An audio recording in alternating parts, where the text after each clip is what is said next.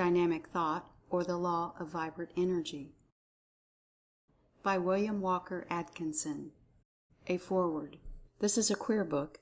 It is a marriage of the Ancient Occult Teachings to the latest and most advanced conceptions of modern science. An odd union, for the parties thereto are of entirely different temperaments.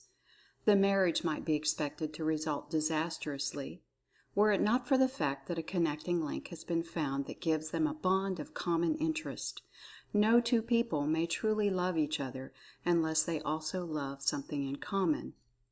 The more they love in common, the greater will be their love for each other, and let us trust that this will prove true in the marriage of Occultism and Science, celebrated in this book. The Occultists usually get at the facts first, but they manage to evolve such outrageous theories to explain the facts that the world will have none of their wares, and turns to Science for something reasonable.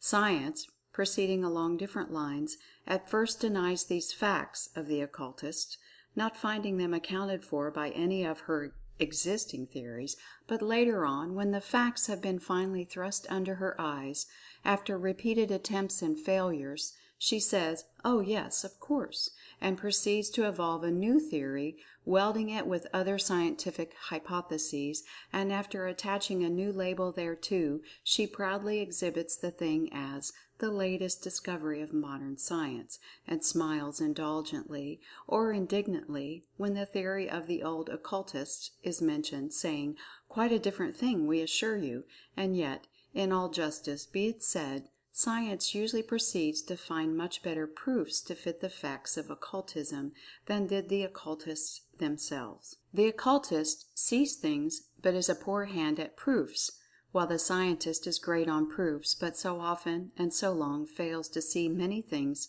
patent to the Occultist, who is able to look within himself, but who is then unable to positively and scientifically prove the facts. This is easily explained. The Occultist's information comes from within, while the Scientist's comes from without, and proofs belong to the without side of mentation. And this is why the Occultist so often makes such a bungle regarding proofs, and the Scientist fails to see facts that are staring the Occultist in the face. The whole history of Occultism and Science proves the above. Take the phenomenon called Mesmerism, for instance. It was an old story with the Occultists, who had been for years aware of it, theoretically and practically. Mesmer brought it into general prominence, and Science laughed at it, and at Mesmer's fluid theory, and called him a charlatan and impostor. Years afterwards, Braid, an English surgeon, discovered that some of the facts of Mesmerism were true, and he announced his discovery in a scientific manner, and lo! his views were accepted, and the thing was called Hypnotism, poor old Mesmer being forgotten because of his theory. Then, after a number of years, certain other aspects of the phenomenon were discovered, and scientifically relabeled Suggestion, and the renaming was supposed to explain the entire subject, the learned ones now saying, "Pooh! 'Tis nothing but Suggestion," as if that explained the matter. But so far they have only accepted certain phases of this form of Dynamic Thought, for that is what it is, and there are many other phases of which they do not dream. And the same is true of the Occult teaching that there is Life in Everything. The Universe is alive.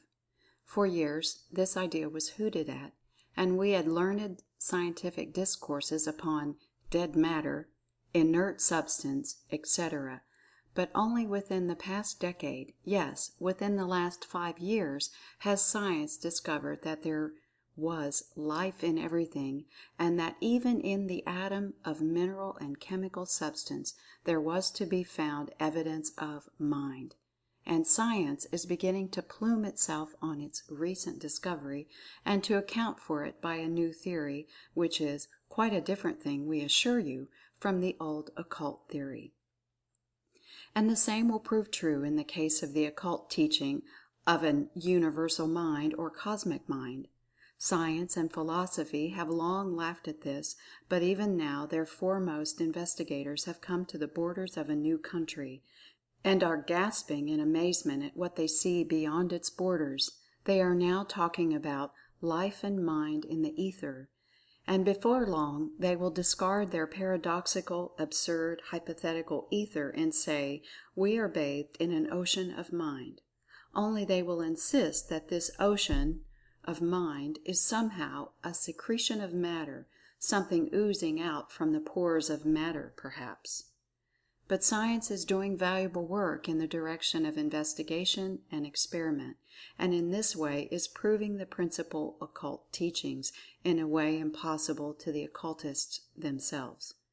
So, you see that both occultism and science have their own work to do, and neither can do the work of the other. Just now science is coquetting with the question of thought transmission, etc., at which she has for so long sneered and laughed. By and by she will accept the facts, and then proceed to prove them by a series of careful and conclusive experiments, and will then announce the result solemnly as a triumph of science. And so, in this book you will find a marriage of the old occult teachings and modern scientific researches and investigation. And the two are bound together with that bond forged by the writer of the book, heated in the oven of his mind, and hammered into shape with his untrained thought, a crude, clumsy thing, but it serves its purpose, a thing called the theory of dynamic thought. And so, this is what this theory is: a tie that binds. How you will like it depends upon yourself. For himself, the writer does not hesitate to say that he is pleased with his handiwork, rude and clumsy though it may be. He believes that he has made a thing that will stand wear and tear, and that though it be not beautifully finished, it will serve and be useful, and that is the main thing after all. And then, perhaps, some may see beauty in the very crudeness of the thing, may see that it bears the loving mark of the hammer that beat it into shape, may recognize that over it has passed the caress of the hand that made it, and in that seeing there may come the recognition of a beauty that is beyond prettiness. William Walker Atkinson. Los Angeles, California, February 16, 1906. End of a foreword.